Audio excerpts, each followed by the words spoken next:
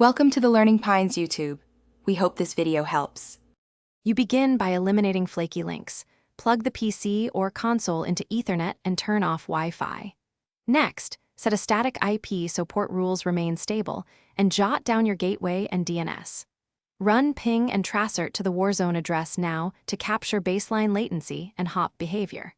This first data lets you know whether the problem is local, ISP, or server-side. Once you have those numbers, move to change routing and prioritize traffic to fix persistent lag. Now optimize the path your packets take. Log into the router and enable CoS.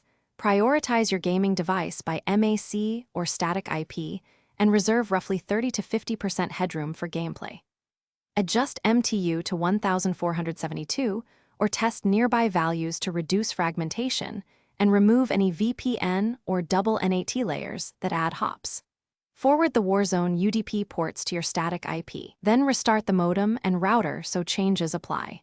These steps tighten latency and stabilize. Finish by validating improvements with repeated tests. Run 10 ping samples and check for under 1% packet loss and consistent RTT. If high latency or weird hops persist past your ISP gateway, call your provider and share tracert logs and timestamps so they can inspect peering or routing issues.